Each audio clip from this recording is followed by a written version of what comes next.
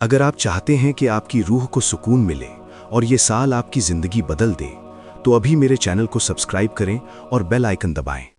کیا آپ نے کبھی پیچھے مڑ کر دیکھا کہ پچھلا سال، پچھلا رمضان، پچھلی شب برات بس یوں ہی پھسل گئے؟ وقت یہ وہ برف ہے جو تیزی سے پگھل رہی ہے اور ہم سوچتے ہیں کہ اسے ہم پکڑ سکتے ہیں۔ ہم سب ایک ٹرین میں بیٹھے ہیں جس کا آخری اسٹیشن موت ہے، لیکن سفر میں کھو جانے کی وجہ سے ہمیں یاد ہی نہیں کہ اترنا کہاں ہے۔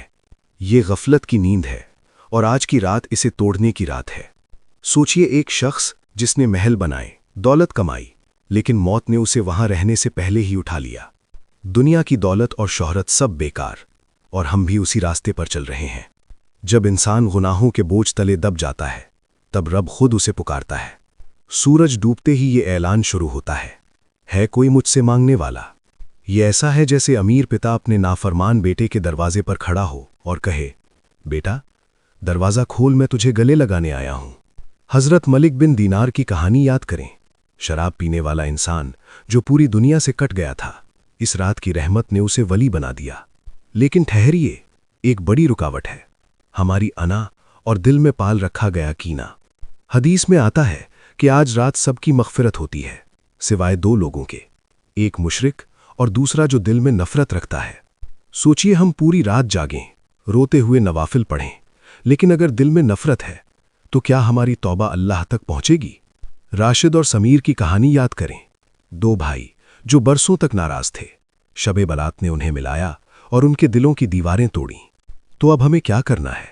اگر کسی کا دل دکھایا ہے، کسی سے ناراضگی ہے، تو اپنی انا کو جوتوں تلے رون دیں، ایک میسج کریں، کال کریں اور معافی مانگیں۔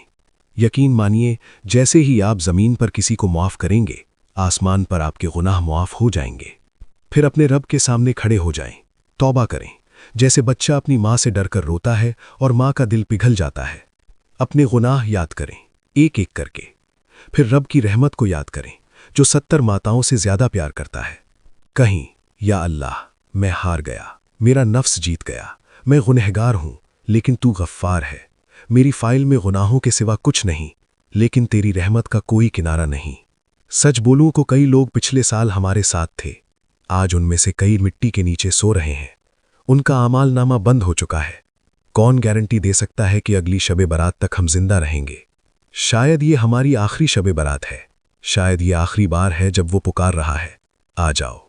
اس رات کو ایک گولڈن چانس سمجھیں، ایک آخری مہلت، اسے ہاتھ سے جانے مت دیں۔ اپنی تقدیر آنسوؤں کی سیاہی سے لکھوا لیں، پوری امت کی مغفرت، آپسی اتحاد اور اپنے گناہوں کی معافی مانگیں۔ آنکھیں نم کریں، دل کھولیں اور اپنے رب سے ایک نئی شروعات مانگیں۔ آج کی رات آپ کا روحانی سفر ہے۔